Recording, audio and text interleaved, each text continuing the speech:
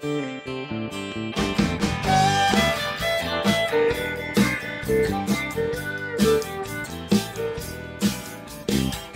program is sponsored by Bet's Gold Coin. Join us for family-friendly dining. Hello, Mariposa, and welcome to Women Leaders of Mariposa. Today I have my guest, Alison Tudor, with me, and she is the Executive Director for the Alliance for Community Transformations.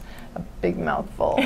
She says we just call it the Alliance, so from now on we're calling the Alliance, okay? Perfect. All right. Cool. Nice to have you here, Alison. Thank you for having me. Yeah. So, Alison, you weren't born here in Mariposa, were you? I was not. No. Where did you hail from? I was born and raised in Tallahassee, Florida. Was born there, lived in the same house my whole life. Yeah. And with the alligators and the manatees? With the alligators and the manatees. Well, Tallahassee's a little landlocked, so. Oh, is it? Not that far, but about half an hour from the coast. You still have family there? I do, yeah. My parents still live there. Yeah, nice. You can't get them out to California?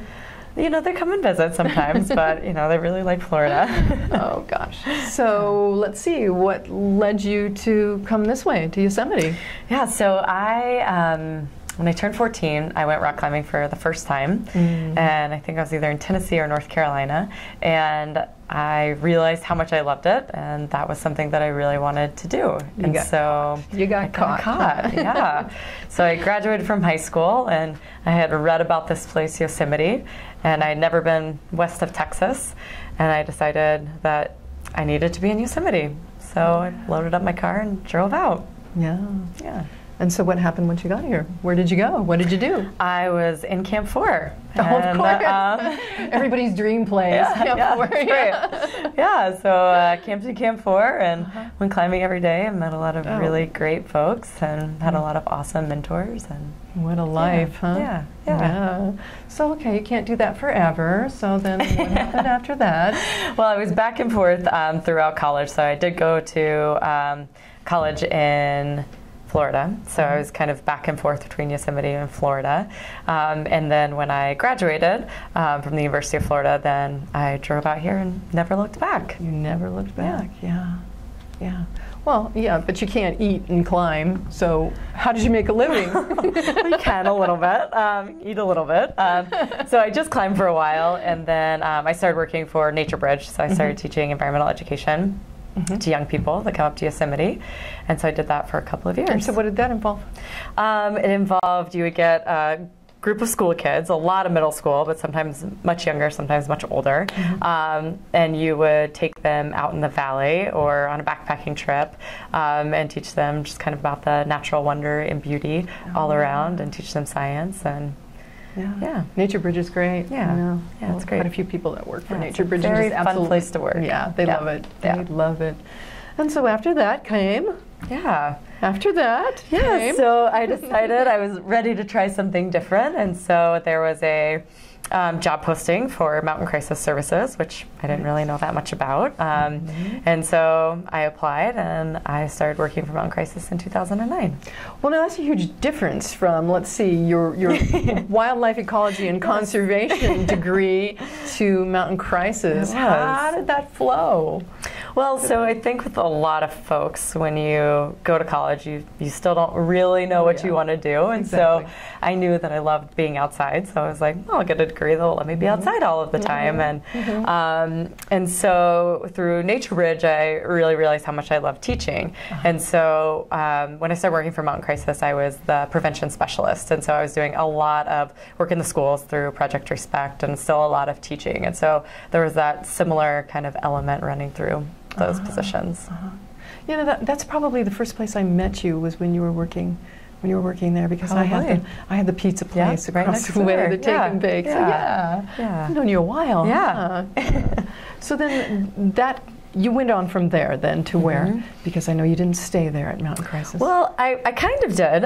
So I stayed at Mountain Crisis And then I became the program director of Mountain Crisis. Oh, okay. And then I did a little stint as the interim program director at our Valley Crisis office in Merced. And then I became the executive director when Siobhan Katari left to work at Human Services. Right. Yeah. We had Siobhan on here the other day. Right, she told me. It was fun. Yeah. It was interesting to see all the different layers that go on within Human Services. Yeah. So I'm sure you find that within the Alliance too, don't you? Absolutely. So tell us about the Alliance, because it's like this ambiguous thing. We go, what the heck is that thing? It's where did it come from? What does it involve? I ask myself that sometimes as well. Oh, you do? No, so in 1990, Mountain Crisis Services was founded. And so from 1990 until 2008, Mountain Crisis Services was a fairly small nonprofit working with victims of domestic violence and sexual assault in Mariposa County. Okay. And then in 2008, the domestic violence and sexual assault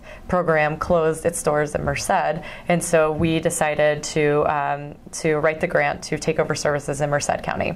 So that was the first program that became a part of Mountain Crisis Services, and we were still called Mountain Crisis Services at that point. And then Ethos Youth Center joined us. Right. And then came Mariposa Heritage House, which used to be a county-funded program. Then the funding for that program ended, and so they became a 501c3, and then they joined us. What is a 501c3? It's a nonprofit. Oh, okay. Yeah. It's a fancy name for nonprofit. Okay. And then we started CORE, and then about a year and a half, 2 years ago, we decided that our overall nonprofit name of Mountain Crisis Services wasn't quite fitting what we did anymore. And we had kind of outgrown that name for the whole nonprofit. And so we changed our name to the Alliance for Community Transformations. And shortly thereafter, CASA of Mariposa joined us. So the Alliance for Community Transformation acts as an umbrella organization for all of these smaller programs underneath it. And so in that way, we're able to be really fiscally responsible with the funding that we receive, because we're able to kind of compile all of our dollars together to pay for all the things that all nonprofits and businesses have to pay for. So administration, bookkeeping, payroll, audits, insurance, all of those types of things. Oh, kind of like a unified school district. Exactly. Unified nonprofit. Yeah. So explain to me what some of those things are. I know people probably have some questions about what Ethos actually is, what it operates and does within our community. Yeah, so Ethos is a youth center open for youth as young as 12, going up through transitional aged youth, but mostly 18, and then transitional aged youth typically go through our volunteer training and help in some way. And so it's a drop-in center. It's a safe place for young people to come, hang out, do homework. We have lots of different programming that happens there. So like tonight, right now, there's a slam poetry session led by Taj, and so there's usually something going on each evening at Ethos Youth Center. And recently we started the Social Impact Project, which is a youth-run business. We don't have through the nonprofit. Right. So they create T-shirts. So we do T-shirt printing and hat printing. So if you have any screen printing needs, these young people are learning how the screen printing process works, and then they create the order. So whether it's T-shirts or hats or whatnot, and then local businesses have been ordering from Ethos. So the high school orders from Ethos, and pretty big orders. And it's actually been so successful that they will be opening a storefront in the next few months. Oh, perfect. So really exciting. That is perfect. Yeah. And so what about CORE? I've heard of it, but I know nothing about it. What can you share? Yeah, so CORE is a Center for Opportunity, Reentry, and Education. So as many folks know, California kind of got in trouble by the federal government because our prisons were overcrowded. And so they had to find a solution. And so the solution at the statewide level was that low-level offenders would be sent back to their communities. And so what that meant was that we had some folks returning to our community that had been in a prison before. And so how a lot of communities address this was they built bigger jails, county jails. And so what our community decided to do was, instead of building a bigger jail, was to really look toward how can we help people become reestablished in a community, get jobs, find housing, because these are really important pieces to keeping people out of jail again. And so we started CORE, and so folks come to CORE for all sorts of things, but a lot of like education, a lot of case management. So what do they need to really be successful? So it may just be a driver's license, it may be an anger management class, it may be helping them figure out what skills they need to get the jobs that they want, and that sort of thing. Excellent. Yeah. Excellent. And what about CASA? I just went to a wonderful CASA event. That was great. Saw you there, of course.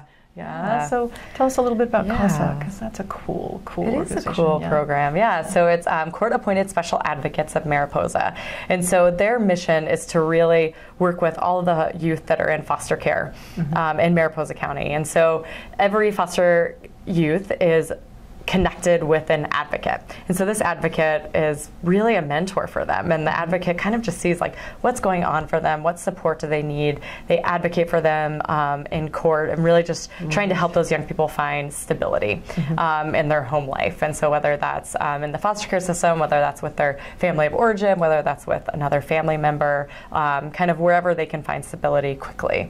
And recently they just started working with young people in the dependency system, and so, in the juvenile justice system. And so young people that have gotten in trouble for something and are on probation. And so a lot of times those young people just really need some extra support. So we've started connecting them with advocates recently as well.